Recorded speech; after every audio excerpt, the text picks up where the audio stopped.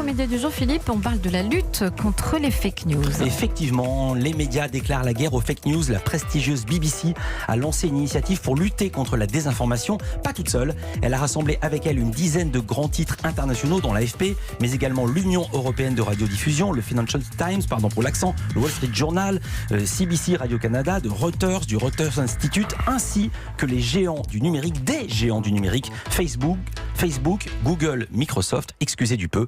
Pour en parler, je reçois Grégoire Lemarchand. Bonjour. Bonjour. C'est le matin, vous êtes chef de la cellule fact-checking à l'AFP et le journaliste Thomas Huchon. Bonjour Thomas. Bonjour. Vous êtes l'un des premiers pisteurs de fake news, notamment via le site Spicy. Question à Grégoire Lemarchand, je le rappelle, vous occupez du fact-checking à l'AFP. En quoi consiste ce front commun contre les fake news, puisque vous y êtes associé, quels outils avez-vous en commun ? L'idée, c'est vraiment de se dire que les médias courent toujours derrière la désinformation, que lorsqu'on entend combattre la désinformation, finalement, il n'y a plus vraiment de concurrence. Il n'y a pas de scoop comme on dit, à débunker, à démystifier quelque chose. Mais on voit que ces dernières années, le débat démocratique est souvent un peu pourri, vicié, que, on va dire, la désinformation peut avoir des conséquences très graves dans la vie réelle. On l'a vu en Inde, où il y a eu des lynchages à la suite de rumeurs de kidnapping véhiculées via WhatsApp. Donc quand on parle de ces choses-là, on pense qu'il y a intérêt à collaborer entre médias et à partager des savoir-faire, des informations, lorsque vraiment la désinformation, parfois elle est anecdotique, mais parfois elle peut avoir des conséquences très graves, encore une fois, sur le débat public, notamment dans des périodes d'élection, mais aussi, comme je vous disais, dans la vie réelle, sur la santé des gens, sur même leur intégrité physique.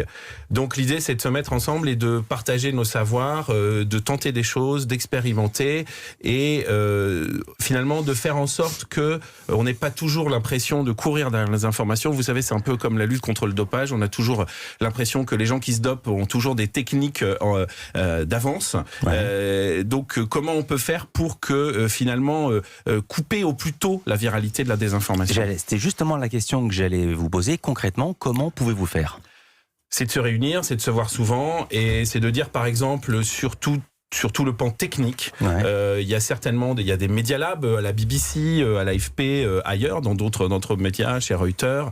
C'est de se dire, voilà, on entend beaucoup parler des deepfakes. J'imagine que vous en avez parlé dans cette émission. Voilà. Comment on peut faire pour pas tomber dans le piège des deepfakes ? On sait que c'est sophistiqué, que ça peut avoir beaucoup d'effets, qu'aujourd'hui les gens parfois ont tendance à croire des choses assez grossièrement manipulées.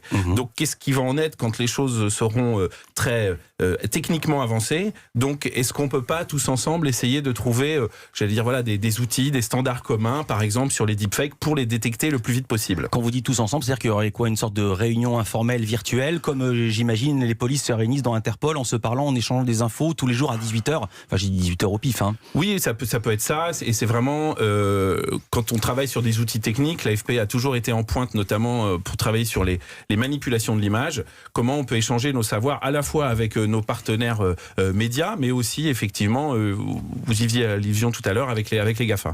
Alors vous êtes chef de la cellule fact-checking à l'AFP, vous êtes combien et comment vous travaillez ? Aujourd'hui, on est près d'une 50aine de journalistes dans le monde, spécialisés dans le fact-checking, la vérification. On est partout dans le monde, c'est-à-dire que l'AFP est une agence mondiale, dont nos fact-checkers, ils sont partout dans le monde, ils sont dans tous les continents. D'un mot pour qu'on voit la proportion, vous avez combien de journalistes dans le monde ? On a aujourd'hui un peu plus de 1500 journalistes. 1500, dont 50 dédiés au fact-checking. Absolument. Alors comment travaillent-ils ?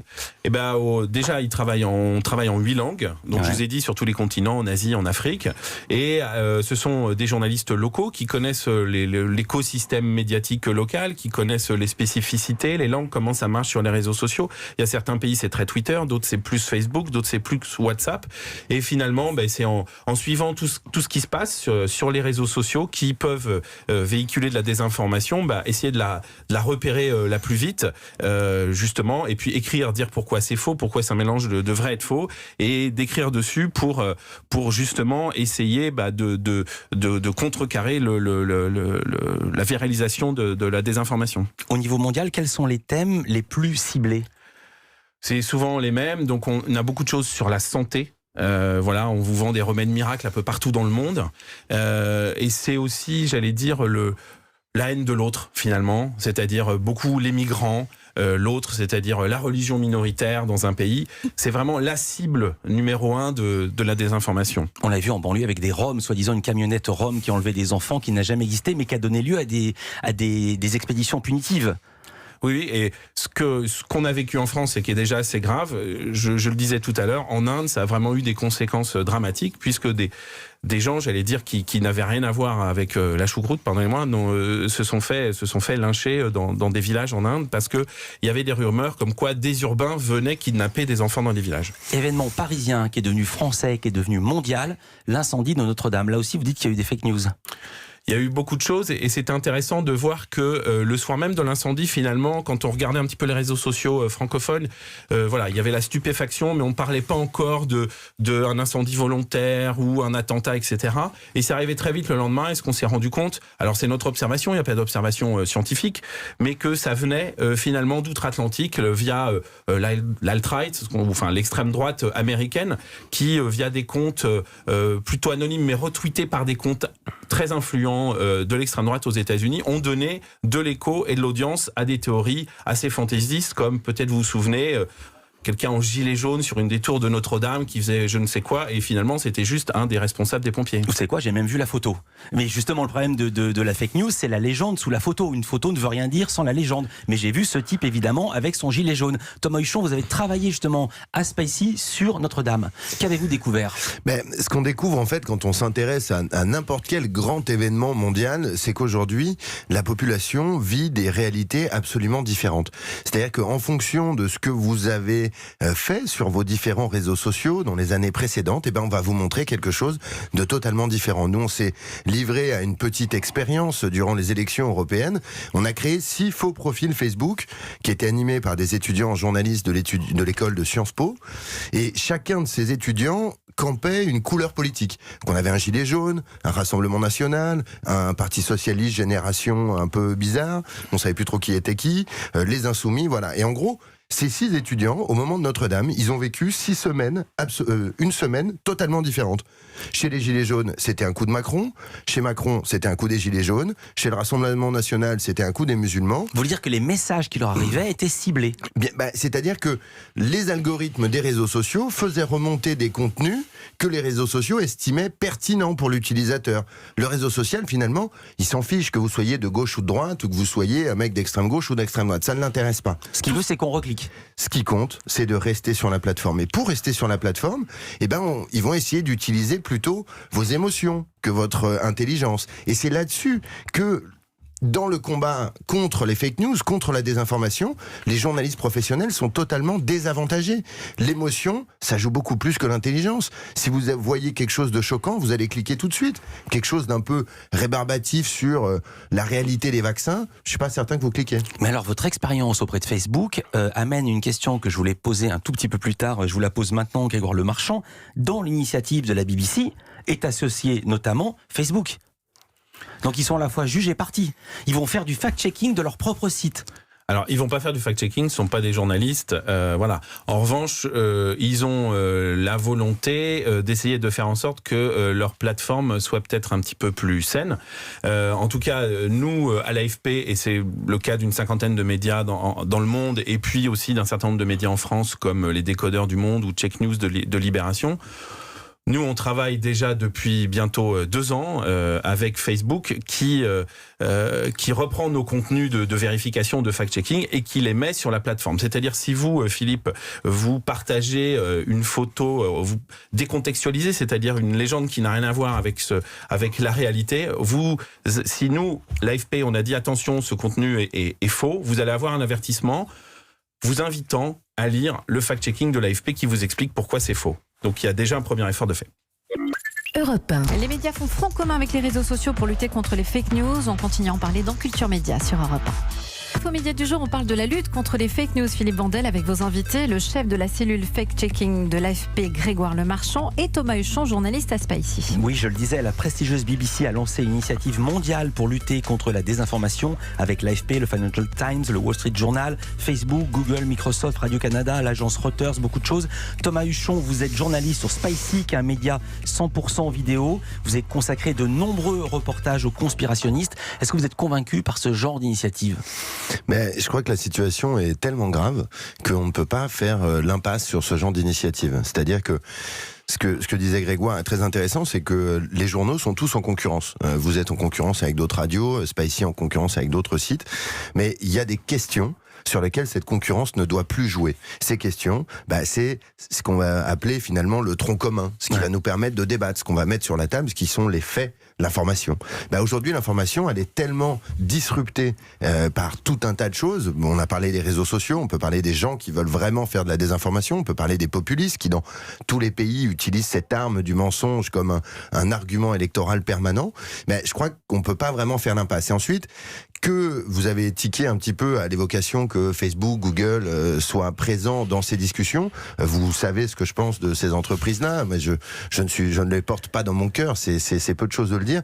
Mais je crois que de la même manière, aujourd'hui, on ne peut plus essayer de travailler sur Internet sans discuter au minimum avec ces gigantesques entreprises. Ça ne veut pas dire qu'il faut les laisser faire ce qu'elles veulent, au contraire, mais c'est pas du tout ce que fait l'AFP et les journaux français d'ailleurs, parce que dans le contrat qu'ils ont avec Facebook par exemple, Facebook voulait choisir eux-mêmes les thèmes qu'allaient couvrir les journaux français. Les journaux français ont dit non, nous choisirons les sujets que nous allons débunker. Et donc, je crois qu'il y a une espèce de rapport de force à installer, y compris avec la fake news, ça c'est sûr, mais aussi avec ces géants du net. Ces géants du net, il ne faut pas qu'ils s'exonèrent complètement de nos lois, de nos principes citoyens. Et je crois que c'est une manière aussi de les contraindre, c'est d'arriver à discuter avec eux. Vous êtes des spécialistes, mais ça gagne aussi le mainstream, si j'ose dire, pardon pour l'anglicisme. Depuis quelques mois, les chaînes de télé françaises et leur JT se sont lancées dans la course pour traquer ces fausses nouvelles. La preuve. Ce soir, dans le journal, ne ratez pas Factuel, notre nouveau rendez-vous. Chaque semaine, nous allons remonter le fil des fausses informations, qui les propagent, dans quel but et comment les détecter. Nous vous donnerons toutes les clés. Comment combattre les rumeurs, les manipulations, les infox, à l'heure où elles se propagent à une vitesse folle sur le net? Nous allons à présent consacrer une rubrique à cette mission. Ce sera faux et usage de faux. Bonjour à tous, vrai ou fake, épisode 1, manipulation, hoax, fake news, intox, fausse info. C'est tout cela qu'on va combattre dans cette émission pour faire la part des choses entre ce qui est vrai et ce qui est faux en matière d'information. Tout de suite sur France 4, YouTube est-il vraiment votre meilleur ami? C'est vrai qu'on y trouve énormément d'infos, mais c'est pas parce que c'est sur YouTube que c'est forcément vrai. Donc nous, on va vous aider à faire le tri. Ça se passe dans Escape News. Pourquoi ce montage vous fait sourire et hocher la tête, Thomas Huchon? Écoutez, vous savez, avec Grégoire, ça fait très longtemps dans nos petites chapelles respectives que nous travaillons sur ces questions. Ouais. Et donc je crois qu'on ne peut que... À la fois, c'est terrifiant de se dire que notre société a basculé à ce point que tous les médias soient obligés d'aller faire de la déconstruction de mensonges. Et en même temps, ça veut dire que quelque part, on avait identifié un phénomène un petit peu avant les autres et qu'on voulait travailler dessus. Je crois que ça a des conséquences terribles et que, oui, ça nous fait sourire, mais que c'est finalement... Ça dit quelque chose de terrible sur notre société, mais finalement, ça sera quand même l'occasion de lutter un petit peu plus. J'ai retrouvé un sondage de l'IFOP de 2018 qui disait que les Français étaient de plus en plus sensibles à la théorie du complot. 8 Français sur 10 croient à au moins une théorie du complot. Alors, suivant les cas, ils sont majoritaires à rejeter la thèse officielle du 11 septembre, la thèse officielle sur l'origine du sida, sur les attentats de Charlie Hebdo, et le chiffre qui m'a vraiment frappé, 9% des Français pensent que, contrairement à ce qu'on nous apprend, à ce qu'on nous dit dans les JT, la Terre ne serait pas ronde mais plate. 9%. Et il y a encore pire qui arrive, il y a le deepfake, c'est-à-dire les vidéos trafiquées. Jean-Pierre Montanet, le rédacteur chef de l'émission, m'a fait découvrir une vidéo de Baba qui traite Trump de sombre merde. Vous avez vu cette vidéo? Oui, bien sûr. Ouais. Alors racontez, qu'est-ce que le deepfake? Ou Grégoire, parce que vous disiez que c'était très... J'aimerais mieux entendre Grégoire. Grégoire est en train de tousser. Mais vous disiez que c'était très très grave le deepfake. J'aimerais mieux vous entendre là-dessus. Très grave. Disons que le potentiel est assez fantastique, donc peut servir à des intérêts pour nuire au débat démocratique. Aujourd'hui, vous parlez de cette fameuse vidéo d'Obama. Je vous invite aussi à voir une chaîne sur YouTube qui s'appelle Control Shift Face, où quelqu'un prend des très très grands films comme Shining et remplace la tête de Jack Nicholson par celle de Jim Carrey. Je vous assure que c'est incroyable. On ne voit pas la différence. On a vraiment l'impression que c'est Jim Carrey qui est dans le film. Donc, le potentiel est énorme et on peut faire dire finalement n'importe quoi à n'importe qui. J'explique, deepfake, c'est la contraction de fake, donc le faux, et de deep learning, qui est la forme la plus aboutie de l'intelligence artificielle. Le visage d'Obama truqué avec des outils numériques, comment lutter, comment se rendre compte que c'est faux? Justement, c'est sur ce coin on travaille. Il y a encore quelques mois, il y avait quelque chose pour détecter les deepfakes, c'est que les gens ne clignaient pas des yeux lorsqu'on voyait la fausse vidéo. Donc, sachant qu'un humain cligne, je ne sais pas, tant de fois par minute, aujourd'hui, ils ont trouvé la parade pour ça. Donc, il va falloir trouver d'autres parades. Thomas Huchon. Je crois que ça va devenir très très difficile quand les deepfakes vont se généraliser, parce que la première fois qu'on a vu cette fameuse vidéo de Barack Obama où c'est Jordan Peele, le comédien, qui singe Barack Obama, on a tous cru que c'était vraiment Barack Obama qui parlait. En tout cas, pendant quelques secondes, ça a été un impact très fort. Et je crois qu'il ne faut pas oublier quelque chose, c'est que même si on vient vous expliquer que quelque chose est faux, si vous y avez cru un petit peu, si l'image s'est imprégnée dans votre cerveau, il y a quelque chose qui en reste. Et c'est justement ça la vraie problématique demain, c'est comment est-ce qu'on va réagir à toutes ces images trafiquées qui vont nous être imposées. Et moi, je crois que ce que vous dites est vrai. Merci Grégoire Lemarchand, vous êtes chef de la cellule fact-checking à l'AFP. Merci à Thomas Huchon, journaliste, l'un des premiers pisteurs de fake news, notamment via le site Spicy. Merci.